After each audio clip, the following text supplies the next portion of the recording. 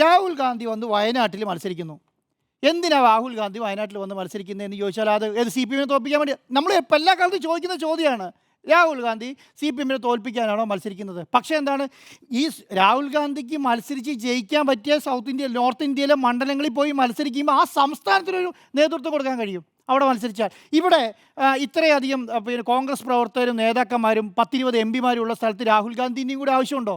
ഞാൻ ചോദിക്കുമ്പോൾ അത് സ്ട്രാറ്റജിയാണ്. നിങ്ങൾക്ക് ചിലപ്പോൾ പറയാൻ പറ്റുമോ എങ്ങനെ? അയ്യോ അങ്ങനെയൊന്നും ആവശ്യമില്ല, അങ്ങനെ അത് ഞങ്ങൾ വിചാരം ഞങ്ങളുടെ നേതാവിനെ ഏറ്റവും കൂടുതൽ വോട്ട് കൊടുത്തി ജയിപ്പിച്ച് പ്രധാനമന്ത്രിയാക്കുക. അതോടുകൂടി എന്ത് സംഭവിക്കുമെന്ന് പറഞ്ഞാൽ അവർക്ക് ഉറപ്പിക്കാം ഏതാണ് ഇവിടെ ഒരു പ്രധാനമന്ത്രി വരില്ല എന്ന്. കാരണം അത് ലോകം മുഴുവൻ അവർക്ക് കാര്യം മനസ്സിലാവും. സൗത്ത് ഇന്ത്യയിൽ വന്നിട്ട് രാഹുൽ ഗാന്ധി മത്സരിക്കും, അത് കേരളം പോലെ സ്ഥലത്ത് മത്സരിക്കുമ്പോൾ. അതാണ് ഞാൻ പറയുന്നത്, സ്ട്രാറ്റജീൻ്റെ പ്ലാനാണ്. നിങ്ങൾക്ക് അത് ചെയ്യാൻ പറ്റുമോ ചെയ്യാൻ പറ്റില്ല എന്നുള്ളതാണ് വേറെ കാര്യം. പക്ഷെ അത് ചെയ്യാൻ പറ്റണം. രാഹുൽ ഗാന്ധി കേരളത്തിൽ മത്സരിച്ചത് വേറെ സേഫ് സീറ്റ് വേറെ കിട്ടാത്തതുകൊണ്ട് ശരി.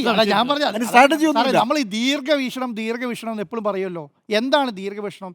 അങ്ങനെയാണെന്ന് രാജ്യത്തിന് സ്വാതന്ത്ര്യം കിട്ടിയത് അങ്ങനെയാണെന്നേ. അല്ലാതെ എന്താണ് AK-47 വെച്ചിട്ട് ബീരങ്കി വെച്ച് വെടിവെച്ചിട്ടല്ല, പ്ലാനിങ്ങോടുകൂടി മുന്നോട്ട് പോയി നേടിയെടുത്താണ് ഇതൊക്കെ.